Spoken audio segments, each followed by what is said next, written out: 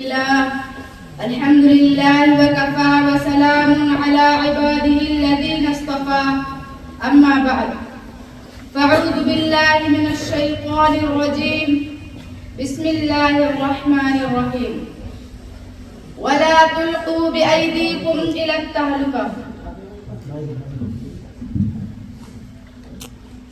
اگر مسلمان خواب غفلت سے بیدار ہو جائے قسم خدا کی قوم کا سردار ہو جائے. آج مسلمان ہر جگہ اپنی تباہی کا رونا رو رہے ہیں, ہر جگہ ذلیل و خوار نظر آ رہے ہیں. ہماری تباہی کا کیا راز ہے؟ ہماری تباہی کے بہت سارے راز ہیں, مگر ایک راز یہ بھی ہے کہ ہمارے معاشرے میں آج جو چیزیں پھل پھول رہی ہے وہ ہے گانا سننا. مسلمانوں میں اس کا مرض بڑھتا ہی جا رہا ہے. آج کوئی گھر, کوئی دکان خالی نہیں ہے جس میں گانا سننا نہ پایا جاتا ہو. اللہ کے رسول صلی اللہ علیہ وسلم ہمیں یہ حکم سنا رہے ہیں کہ مجھے میرے رب نے آلات غنا کو مٹانے اور توڑنے پھوڑنے کا حکم دیا ہے. امرنی ربی عجب الغنا. آج ہماری تباہی کا بڑا راز اسی میں مضمر ہے. آج غیر جانتے ہیں کہ مسلمانوں کو اسلام سے خارج تو نہیں کر سکتے, مگر مسلمانوں کو اس طرح کر دیا جائے کہ وہ اسلام پر چلنے والے نہ رہیں. اسی لیے آلات لہو لعب کو خاص کر مسلمانوں میں زیادہ تر پھیلانے کی کوشش کرتے ہیں تاکہ یہ عیش و عشرت میں پڑھ کر اسلام کی طرف راجع نہ ہو. اسلام نے گانا بجانا اور سننا سب حرام قرار دیا ہے. مسلمانوں کے لیے اس میں تباہی ہے, مگر آج مسلمان غیر کی تہذیب کے پیچھے چلا جا رہا ہے اور اپنے آپ کو ہلاکت کی طرف ڈال رہا ہے.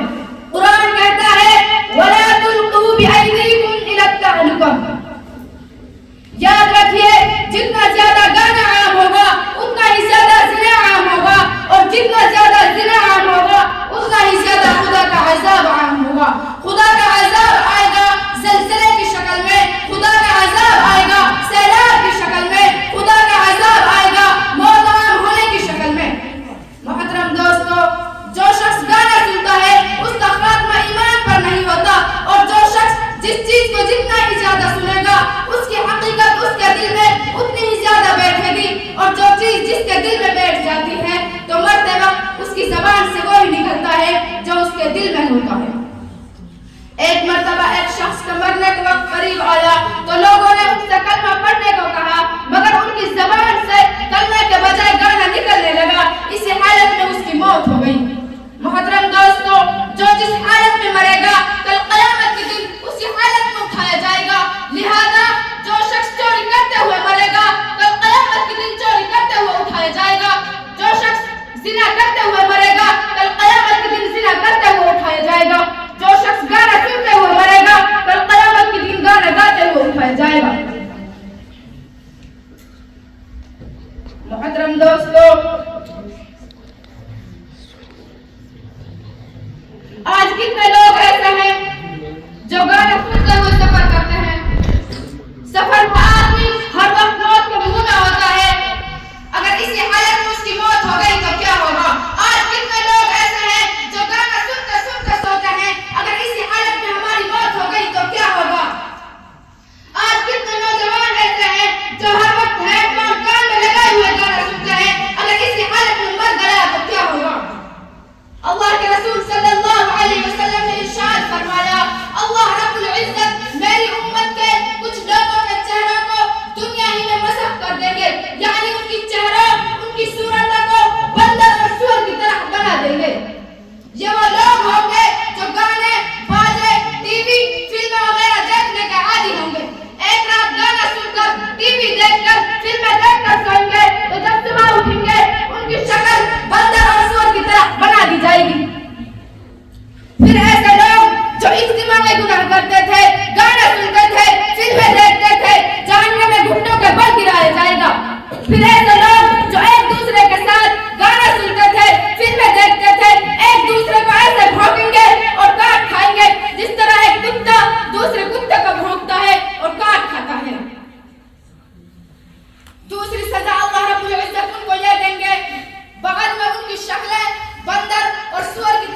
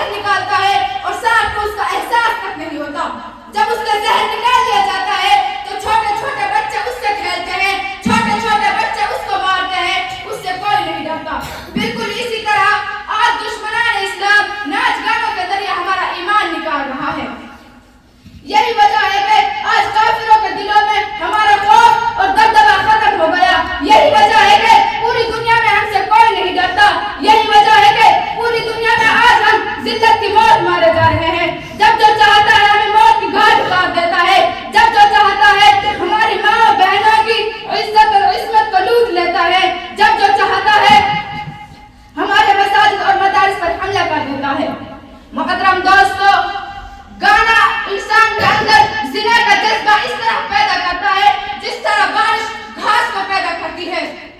گانا اور میوزک انسان کے سیکس یعنی جنسی جذبات کو اس طرح بھڑکاتا ہے جس طرح تیل آگ کو بھڑکاتا ہے. گانا اور میوزک انسان کے سیکس یعنی جنسی جذبات کو اس طرح بیدار کرتا ہے جس طرح سپیرے کی بیڑ سانپ کو بیدار کرتی ہے. گانا زنا کی کنجی ہے اور زنا تمام گناہوں کی ماں ہے. چنانچہ زنا انسان کو شراب بھی پلواتی ہے, زنا انسان سے قتل بھی کرواتی ہے, زنا انسان کی عزت و آبرو کو خاک میں ملاتا ہے. زنا انسان کے ایمان کی جڑ کو اس طرح اکھاڑ دیتی ہے جس طرح تیز آندھی بڑے بڑے درختوں کو اکھاڑ دیتی ہے. انہی چند باتوں پر میں اپنی تقریر ختم کرنا چاہتا ہوں. اللہ تعالی ہماری اور آپ کی گانا سننے سے, فلمیں دیکھنے سے اور میوزک سننے سے پوری حفاظت فرمائے.